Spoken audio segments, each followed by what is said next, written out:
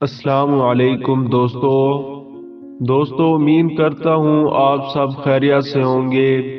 दोस्तों, जैसा कि आप सब जानते हैं कि इस्लाम का आजकल सोशल मीडिया पर बहुत मजाक उड़ाया जा रहा है और आने दिन हमें कोई ना कोई मसला और नई वीडियो देखने को मिलती हैं। फिर उन्हीं वीडियोस को देखकर हर इंसान के मन में कोई ना कोई सवाल जरूर पैदा होता है, जिनमें से काफी सारे लोग अपने अपने सवाल का जवाब लेने के लिए डॉक्टर जाकिर नाइक के पास आते हैं।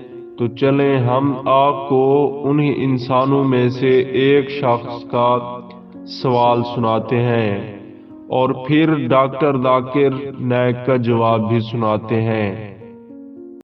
जी डॉक्टर साहब, मैं पूछना चाहती हूँ कि अगर कहीं दिखाई देता है कि कोई एक्सीडेंट में अगर कोई मारा जाता है बुरी तरह से, तो कहा जाता है कि वो उसे उसका कर्मों का फल मिला है।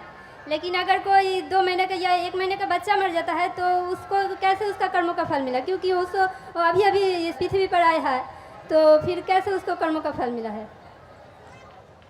बहन का सवाल है कि अगर कोई इंसान एक्सीडेंट में मारा जाता है तो बोलते हैं कि उसे कर्मों का फल मिला है। अगर एक 2 दिन या 2 महीने का बच्चा अगर मर गया तो उसे कैसे कह सकते हैं कर्मों का फल। ये सवाल एक अहम सवाल था। और आप देखेंगे धार्मिक किताब चाहे कुरान या वेद में, कुरान में लिखा है कि इंसान इस दुनिया में आएंगे, इस दुनिया में जिएंगे और ये दुनिया आपके लिए इम्तिहान है। फिर आप मर जाएंगे, फिर आपकी अगली ज़िंदगी आखिरत में होंगी। वेद में आप पढ़ेंगे, वेद में भी पढ़ेंगे, ऋग्वेद में जिल्द नंबर 10 में उसमें लिखा है कि पुनर्जन्म, पुनर मतलब नेक्स्ट, अगला, जन्म मतलब बर्थ, पुनर्जन्म मतलब नेक्स्ट बर्थ, हू बहू जैसे कुरान में लिखा है। कुरान में लिखा है पुनर्जन्म नेक्स्ट बर्थ। लेकिन जो वेद के विद्वान इसको मान गए, लेकिन फिर ये कहने लगे ठीक है, खुदा, ईश्वर, भगवान, अल्लाह, वो तो जस्ट एकदम, वो नाइंसाफ़ी नहीं कर सकता है, नाइंसाफ़ी नहीं देख सकता है। तो ये 2 महीने का बच्चा जब मर जाता है तो उसको काहे की सज़ा मिली। इसीलिए उन्होंने एक नई चीज़ को वजूद में लेके आए जिसे संस्कृत में कहते हैं संस्कारा। संस्कारा ये वेद में नहीं लिखा है, वेद में लिखा है पुनर्जन्म, मैं उसको मानता हूँ। दूसरी किताब आप पढ़ेंगे उसमें लिखा है samskara. Samskara means cycle of birth and rebirth, birth and rebirth. Samskara मतलब आप दुनिया में आएंगे, फिर मरेंगे, फिर आएंगे, फिर मरेंगे, फिर आएंगे। तो फिर एक नई फिलॉसफी, एक नई सोच आ गई दिमाग में और कहने लगे कि इंसान, हर जीवित चीज़ अलग अलग रूप लेता है। अच्छे कर्म करेगा तो अगली ज़िंदगी में अच्छा रूप लेगा, बुरे कर्म करेगा तो अगली ज़िंदगी में बुरा रूप लेगा। सबसे अच्छा रूप है इंसान का, और इंसान बनेंगे 7 बार। बुरे कर्म करेंगे तो बन जाएंगे भेड़, बकरी, अच्छे कर्म करेंगे तो बन जाएंगे इंसान। और अगर कोई इंसान 2 साल का बच्चा मर जाता है, उसने पहले जन्म में कुछ गलती किया है। ये संस्कारा है जो वेद में कहा नहीं लिखा है, ये पंडितों ने अपने आप सोचा और लोगों से कहा। इसीलिए आज आम हिंदू संस्कारा में मानता है पुनर्जन्म। पुनर्जन्म में मैं भी मानता हूँ, पुनर्जन्म मतलब पुनर् मतलब नेक्स्ट, जन्म मतलब जिंदगी, मैं भी मानता हूँ, कुरान में लिखा है।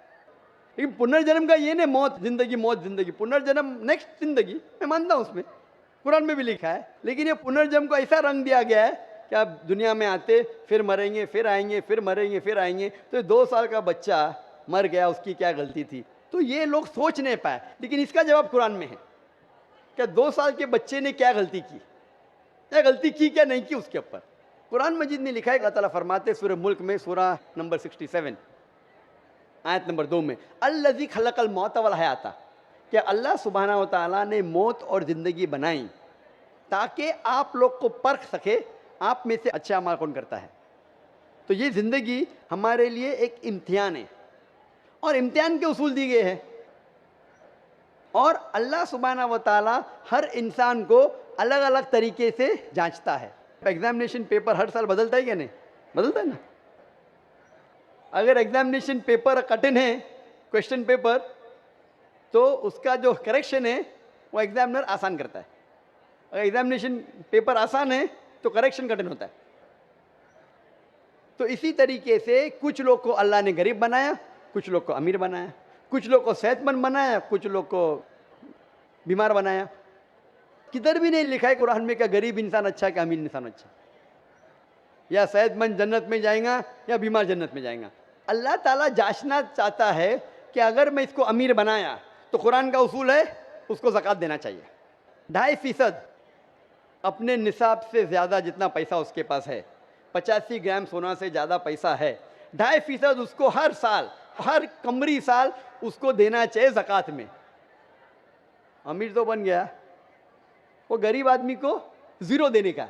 तो ज़कात के सवाल जवाब में उस गरीब इंसान को 100 में से 100 मार्क्स, वो अमीर इंसान शायद देगा ही नहीं तो 0 मिल गया, बेचारा फेल हो जाएगा। या हो सकता है कि आधा देता है तो कम मार्क्स मिलेंगे। तो यहाँ हम बोलते गरीब इंसान, अरे बेचारा, बेचारा क्या, उसको 100 में से 100 मार्क्स मिल गए, ज़कात में उसको 100% मार्क्स, वो अमीर इंसान के लिए इम्तिहान है। इसीलिए अल्लाह के रसूल फरमाते कि गरीब इंसान को जन्नत जाना और आसान है बनिस्बत अमीर को।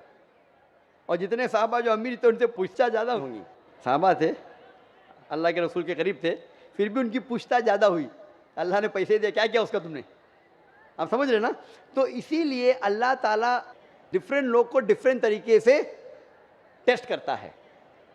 कुछ आदमी को अच्छी सेहत देता है, कुछ आदमी को बीमार बनाता है। अभी एक इंसान है जो शादी करता है, दोनों मियाँ बीवी अल्लाह को मानते हैं, अच्छे काम करते हैं, उनका बच्चा पैदा होता है विद कंजेनाइटल हार्ट डिजीज, दिल की बीमारी से पैदा होता है। अभी वो बच्चा पैदा हुआ, 2 दिन का बच्चा है, उसको दिल की बीमारी क्यों? अल्लाह ताला टेस्ट कर रहा है उसके माँ बाप को। कुरान क्या आयत है कि तुम्हारे बच्चे, तुम्हारी दौलत तुम्हारे लिए इम्तिहान है, एक फितना है। फितना अरबी में मानी इम्तिहान, उर्दू में फितना के 2 मानी होते हैं, एक होता है फितना, एक होता है इम्तिहान। तो कुरान मजीद में फितना जब कहा गया वो इम्तिहान है। आपके बच्चे, आपकी दौलत आपके लिए इम्तिहान है। ज़्यादा दौलत है तो खैरात में देना चाहिए, बच्चे हैं तो आपके लिए इम्तिहान है। तो अल्लाह ताला टेस्ट करना चाहते उन मियाँ बीवी को कि अगर मैं उनके लिए ऐसा बच्चा पैदा करूं जिसको हार्ट डिजीज है, फिर भी वो मेरे पे ईमान लाते क्या नहीं। जितनी कठिन इम्तिहान उतनी डिग्री ऊंची। आप बीए के लिए अपेयर होंगे तो आपको सिंपल ग्रेजुएशन बीए मिलता है। अगर एमबीबीएस के लिए अपेयर होते, जैसा पास होते आपके नाम के आगे लगता है डॉक्टर, बट एमबीबीएस एग्जाम पास करना बीए से बहुत कठिन है। मैं भी एमबीबीएस पास किया, छोड़ दिया, लेकिन क्योंकि मैं डॉक्टर से और अच्छे मैदान में आ गया, दावत के मैदान में आ गया। वो जो कह रही है बहन, क्या वो 2 साल के बच्चे की क्या गलती, क्या उम्र क्या? कभी भी कुछ भी परेशानी किसी इंसान को आती है तो 2 चीज़ हो सकती है। हो सकता है कि वो उसके लिए पनिशमेंट है, पनिशमेंट, या उसके लिए इम्तिहान है, एक टेस्ट है।